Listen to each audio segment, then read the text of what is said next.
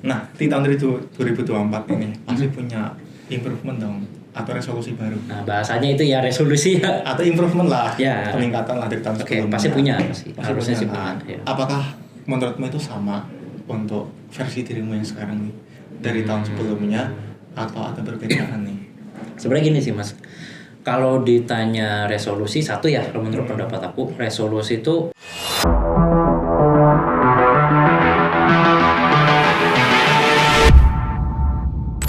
Yuk, 2024 yuk. apa nih? Aduh, udah kerja lagi, anjing lah, liburan nggak kerasa. 5 hari aja kan liburannya kita kan, nggak terasa. Emang ya 5 hari? 5 hari cuti bersama kan. Cuti bersamanya kan cuma 22 Desember. Sampai tanggal 2 dong. 22 23 kan 22, 23, 24, 25, 26. Iya itu udah 5 hari. 5 hari. Kemana aja ya? 2024 nih. Aku pas 2024 ya, aku pas liburnya. Liburan. Pas yang libur Natal, kan aku tahu nih kalau pas hari Natalnya pasti ramai banget. Karena kan aku pengen pulang kampung ke ini Cirebon kan. Jadi aku sama keluarga yang di Jakarta itu berangkat ke Cirebonnya 20 sama 21. Oh, oke. 21 sama 22. Hari Macet. Kamis, Jumat. Macet. Enggak. Keretaan sih ya. Enggak, mobil. Mobil. Jadi nggak macet karena itu belum wayahnya orang libur kan. Iya. Jadi 22 berarti itu 21 hari ini Kamis Jumatnya lah pokoknya. Hari Kamis Jumatnya kan Natalnya Senin.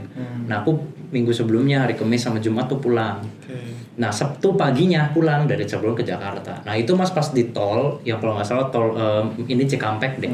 Jadi dari Cirebon pulang ke Jakarta harusnya itu sepi. Tapi dari yang Jakarta atau mana mau ke Cirebon itu rame ya? Iya di situ. Nah tapi pas hari itu untungnya kan aku udah pulang. Itu pas Natal. Iya. Terus tahun barunya kemarin dari tanggal 30 Desembernya hari Sabtu itu aku ke Bandung. Karena kan aku punya calon istri orang Bandung. Nah kemarin aku diundang sama keluarganya buat makan-makan. Jadi dia tuh mungkin ada tradisi di keluarganya kalau akhir tahun tuh di malam tahun barunya ada kayak makan-makan keluarga besar gitu. Nah aku kemarin diundang sekalian perkenalan gitu kan, aku bentar lagi nikah. Oke. Jadi kenal. Semoga lancar lah ya. Nah di tahun 2024 ini pasti punya improvement dong atau resolusi baru. Nah bahasanya itu ya resolusi ya. Atau improvement lah, Ya. peningkatan lah dari tahun sebelumnya. Pasti punya harusnya sih punya. punya. Ya. Apakah menurutmu itu sama untuk versi dirimu yang sekarang nih dari tahun sebelumnya atau ada perbedaan nih? Sebenarnya gini sih Mas, kalau ditanya resolusi satu ya, kalau menurut pendapat aku resolusi itu harusnya ada, tapi nggak usah nunggu momen tahun baru.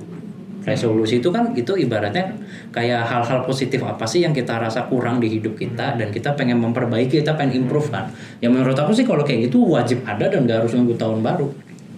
Kapanpun kita sadar hidup kita lagi ada masalah atau lagi ada kekurangan atau kita needs to improve on something, ya di situ kita jalanin aja resolusinya. Dimana kan mungkin contoh resolusi yang paling general kan nge-gym, Kesehatan, olahraga, kesehatan segala macam. Ya menurut aku itu bagus, tapi kan nggak harus nunggu tahun baru kan.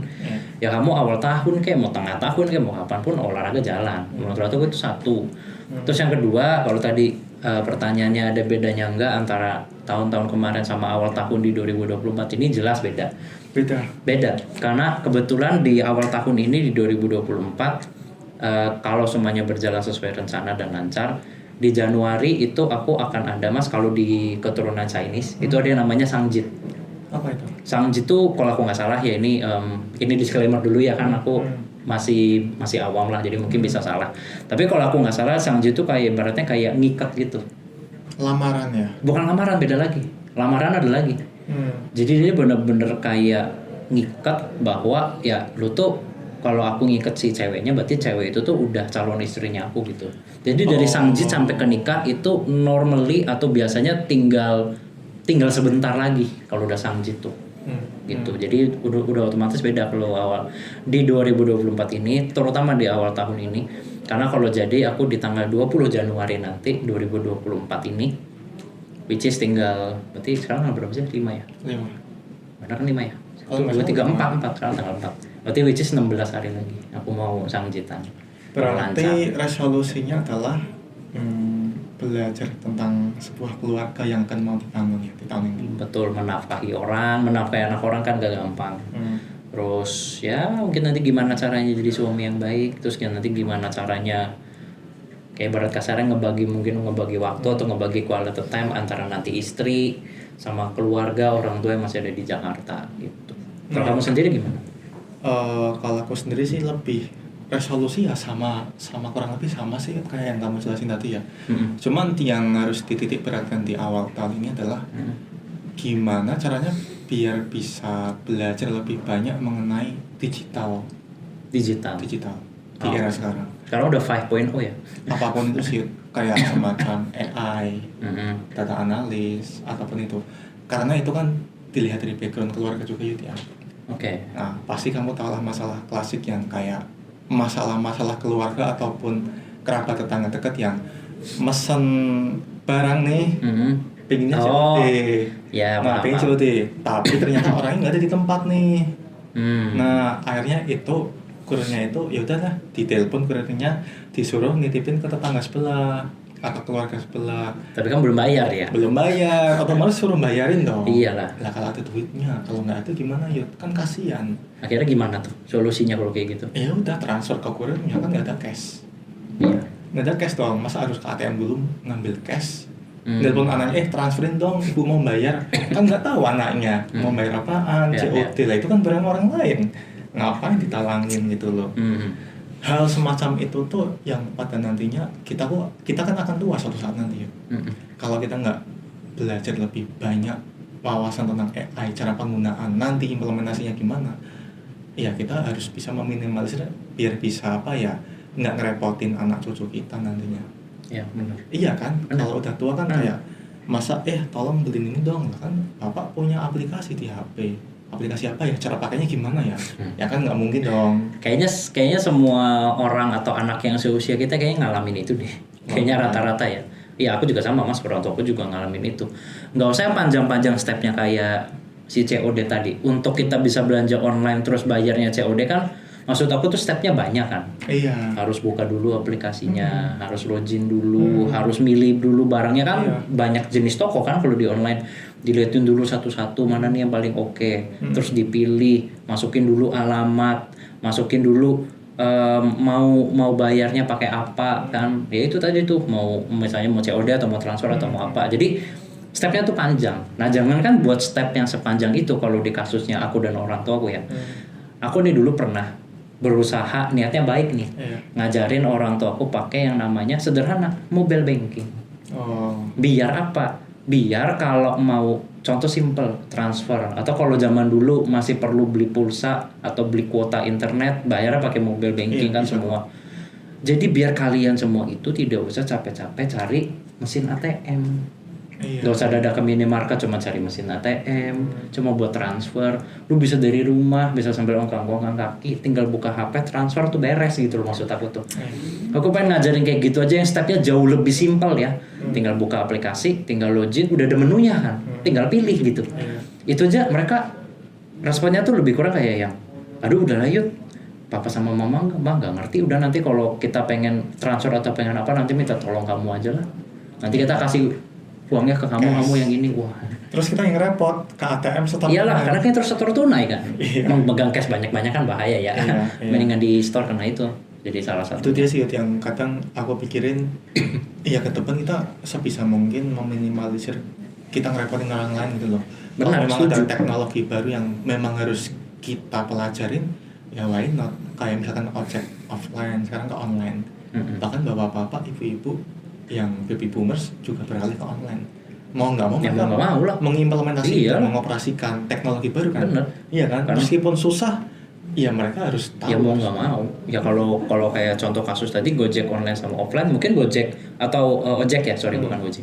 Kalau ojek offline mungkin sampai sekarang masih ada. Tapi coba dilihat masih ibarat kasarnya survive-nya beda pasti sama dulu kan. Jadi mau nggak mau emang udah harus beradaptasi sama perubahan zaman.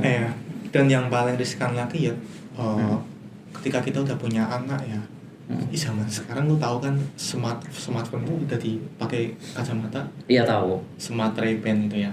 Iya.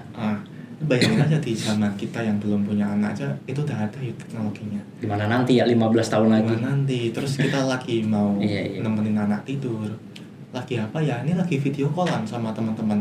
Terus lo pakai ini ya, yang Pakai pakai ini kan video callan kok kalian nggak ngomong apapun, kok leye-leye. Yang dulu zaman kita kan masih pakai HP, harus dipegang HP-nya. Sekarang kan tinggal pakai kacamata, dia lagi sisiran, lagi dandan, make upan, dia lagi ngobrol, kita juga pasti harus paham lagi ngapain. Betul. Indikasinya kan biar kita bisa memonitor kegiatan anak dan keluarga, Iya. biar tidak disalahgunakan teknologi itu, ya harus paham sebelumnya. Lah kalau disangkut pautinnya sama zaman kita kecil mah, aku baru megang handphone yang bener-bener punya aku sendiri itu kayak SMP deh. Itu pun bukan handphone yang wah ya, ya pokoknya cuma handphone yang bisa telepon, SMS, sama main Snake, sama main bounce tuh yang kalau zaman dulu tuh. Itu doang. Beda banget lah sama zaman sekarang mah kan.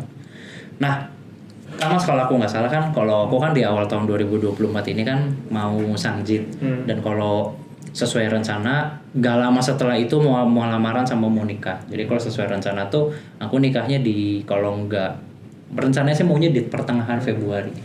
Nah kalau kamu kan di Januari ini kan kamu akan jadi bapak kan, kamu kan jadi seorang ayah nih. Nah udah ada ini belum sih?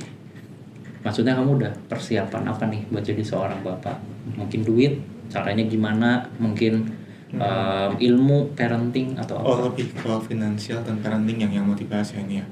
Sebetulnya pro kontra sih, pro-nya adalah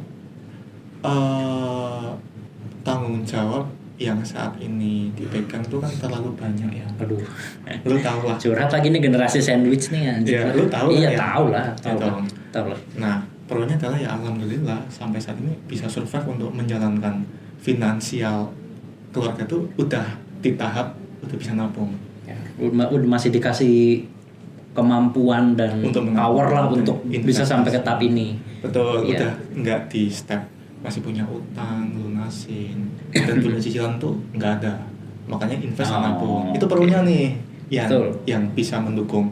Oke lah, jadi bapak pun harusnya udah siap nih. Karena secara finansial sudah siap tadi gitu udah ya. Siap nih. Ya, meskipun paralel lagi bangun nih finansial. Tapi secara kontra kan kayak namanya cowok ya bukan semua cowok sih, mungkin balik lagi ke pribadi masing-masing ya. Kan ada orang yang suka tipikal orang yang lebih baik mencegah daripada mengobati. Ya. Nah, aku tipikal orang yang modelnya itu mencegah dibanding mengobati. Kan kadang ada orang yang lebih nyaman mengobati aja deh daripada mencegah. Benar. Kalau mencegah itu mah nanti udah belakangan. Kalau bisa diobatin ya diobatin aja. Nah, kadang ada perbedaan pendapat nih di dalam keluarga ya. Kok kamu sukanya apa ya mikirin pencegahan terus sih? Mbok iya dilakuin dulu yang sekarang gitu loh. Nah, tapi kan kilas balik background keluarga yang sebelumnya kan secara keluarga besar kan banyak hal-hal negatif. Nggak semua orang bisa mengobatin insiden itu. Paham nggak maksudku? Ketika ada sesuatu terjadi di keluargamu, nggak semua orang mampu paham nge-backup dan menyelesaikan masalah saat itu juga. Benar. Mending kalau daripada kita menyelesaikan, lebih baik kita mencegah nih. Dengan cara apa sih? Investasi buat keperluan sekolah anak, kuliah, misalkan mau naik haji misalkan. Ya kontranya sih pasti investasi tiap bulan dibaginya terlalu banyak ya Yud ya. Jadi makanya kalau butuh apa-apa saat itu juga kerepotan sih. Lu bangun kalau misalkan kecelakaan, sakit, uangnya udah habis buat investasi. Karena uang dinginnya cuma sekian nih. Itu hal yang agak kurang bikin nyaman sih. Itu sih ya. Wah. Kalau kamu gimana generasi sandwich ya? Kamu kan masih kerja juga dong. Kita masih tidak kerja. Apalagi awal tahun kamu mau membangun sebuah keluarga kan. Nah, kamu kerja aja kan mungkin pikirannya aku pingin me time nih, ngeluarin duit. Terus pingin bangun keluarga kan juga butuh uang. Hal yang bikin kamu nggak nyaman dari itu apa? Untuk mempersiapkan itu. Wah ini panjang sih. Tapi intinya aja ya. Intinya sebenarnya kalau untuk aku pribadi ini berarti mungkin aku langsung ke kontraknya dulu deh. Nah tadi kamu bilang membahas soal aku mempersiapkan keluarga kan. Memang betul. Kayak aku bilang tadi, aku memang di Januari ini mau sangjit, lamaran, terus nggak lama nikah. Kamu pasti tahu lah, karena kamu kan juga sudah mengalami. Mungkin kita nggak exactly sama, karena kan kita rasnya beda, agamanya beda. Jadi mungkin adat dan budayanya untuk ke pernikahan tuh beda. Tapi minimal harusnya lebih kurang kita, harusnya kamu udah ngalamin duluan. Itu kayak contoh sederhananya gini mas. Kan aku Chinese, Iya. si calonku juga Chinese, ini sama-sama Chinese nih. Kalau secara logika sederhana atau logikanya orang awam, ini udah sama-sama Chinese, agamanya juga sama, mestinya nggak susah dong untuk ngelebur jadi satu. Dari sisi adat dulu nih, kita nggak ngomongin keluarga dulu nih, adat aja dulu. Jadi misalnya contoh, kalau dari Chinese atau dari Kristen, dari Katolik tuh, stepnya tuh kalau mau nikah tuh harusnya A, B, C, D, E, F, G, mestinya sama kan? Itu aja tuh ternyata beda. Beda budaya, beda adat ternyata. Meskipun sama-sama Chinese, sama-sama Kristen dan Katolik, tapi beda ternyata. Kayak misalnya contoh simpel, kan tadi aku bilang Sangjit kan, mungkin kamu baru dengar kan, karena wajar kamu bukan Chinese. Tapi kalau di keluarga atau orang keturunan Chinese itu mungkin udah wajar didengar. Tapi ternyata pengertian Sangjit ini sendiri, ini beda antara keluarga aku sama keluarganya si calon istriku. Ini beda. Kayak contoh simpelnya, nanti pas Sangjit itu, misalnya contoh harus bawa barang apa, harus bawa barang hantaran, atau harus bawa apa, harus dari pihak orang tuanya laki-laki, berarti orang tuanya aku, nanti akan ada bacaan yang harus dibaca, jadi harus disiapin dulu, karena kan ibaratnya sekali lagi Sangjit kan, kalau aku tidak salah itu kan untuk mengikat si ceweknya, jadi bener-bener si ceweknya tuh setelah Sangjit dia tuh jadi calon istri aku lah, gitu. Jadi bener-bener kayak ada harus bacaan yang harus dibaca, katanya gitu apa segala macam, dan juga ada beberapa perbedaan lain lah, nggak cuma di Sangjit doang. Ternyata ketika aku dan calon istriku juga, karena kan ini juga pengalaman nikah pertama kita ya, jadi kita juga kan belum tahu ternyata kan ngalamin yang segini ruwet dan segini panjangnya prosesnya kan. Jadi ternyata ketika dari keluarga aku ngomong A, keluarga dia ngomong B, ini udah beda nih. Ya udah mau nggak mau kita rumbukan, kita lebur dulu jadi satu, poin-poinnya kita catat, yang menurut kita kayak ini kayak nggak perlu deh coret, ini kayak nggak perlu deh coret, ini masih bisa nih, bolehlah gitu. Jadi pada akhirnya tuh harus tetap kita sebagai yang mau menikahnya itu yang ibarat kasarnya menentukan lah, pilihan akhirnya tuh harusnya ada di tangan kita berdua yang mau nikah, bahwa nanti karena gue yang mau nikah, gue pengennya stepnya begini nih. Yang penting adat istiadat dan tradisinya masih jalan meskipun tidak 100% gitu. Belum dari segi biaya. Itu ya yang jadi ketidaknyamanan kamu dalam selisih pendapat itu ya. Selisih pendapat dan kalau boleh jujur biaya nggak sedikit. Nggak sedikit ya. Sangat nggak sedikit. Untungnya aku selama ini nabung meskipun nggak banyak ya.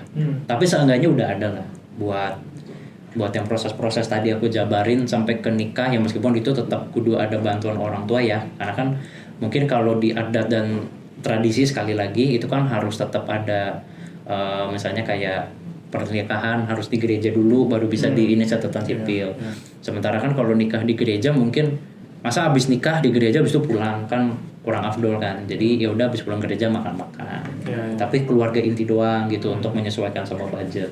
Dan begitu-begituannya tuh aku nggak tahu ya Mas ya. Cuma kalau menurut logika sederhana aku sih mestinya bisa dihemat, mestinya.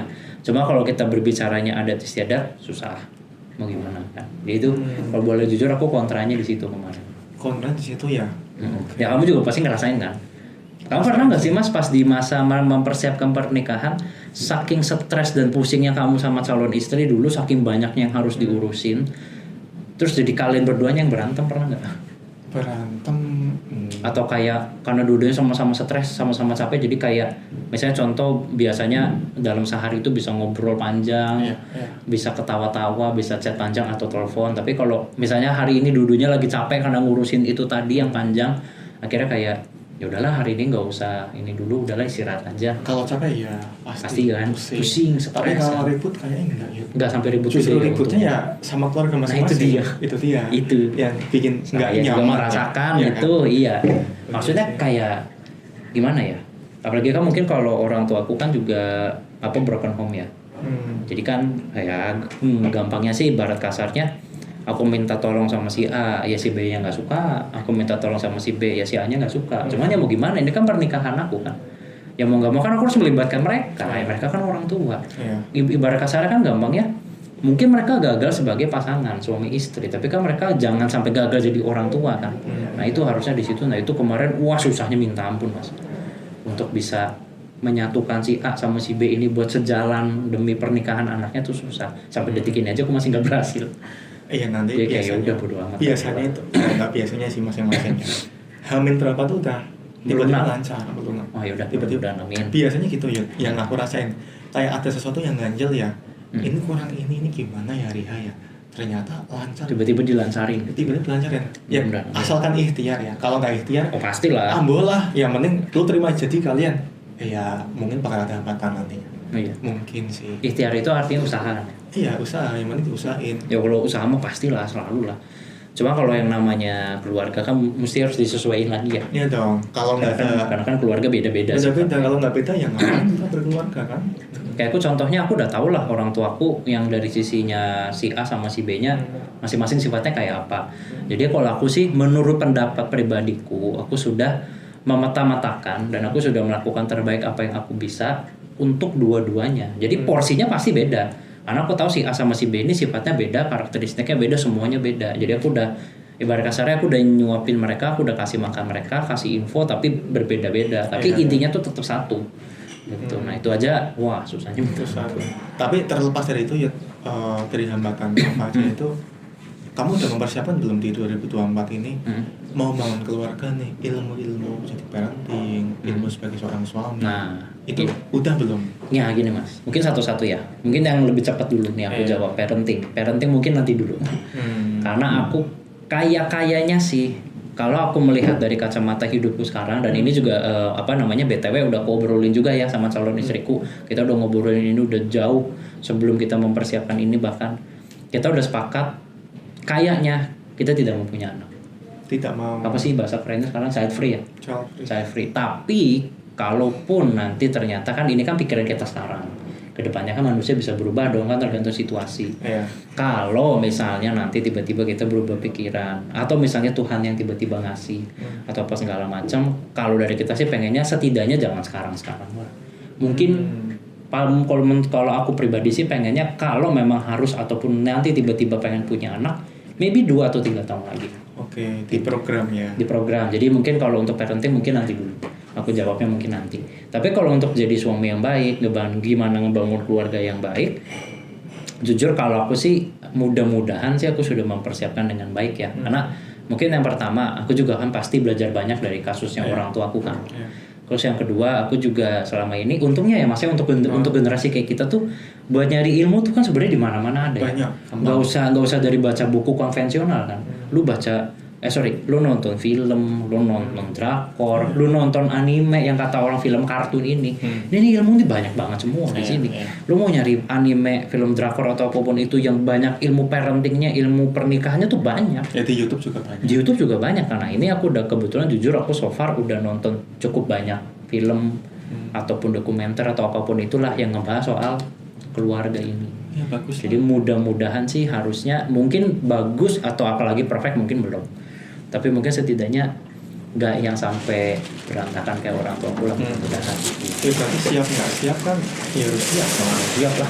Udah ngambil jalan ini harus siap. Karena kan sebagai menjadi seseorang yang bermanfaat buat keluarga nantinya, entah kita menjadi suami, entah kita menjadi kakek nanti, ataupun apapun itu. Iya, dalam berkeluarga kan juga. Betul. Iya, kan harus belajar terus Yud. Iyalah, hidup itu kan proses belajar yang lulusnya tuh kalau kita mati. Jadi selama kita masih hidup nggak akan lulus, harus belajar terus. Dan untungnya sebagai manusia, perunya kita selalu dikasih rezeki. Iya. Selalu terus tuh. Entah dalam bentuk apapun ya. Iya. Rezeki kan nggak harus uang kan. Nggak harus uang. Finansial, kesehatan, mental, apapun itu. Mental tuh penting tuh. Nah, yang jadi jadi daya tarik di awal tahun ini Yud.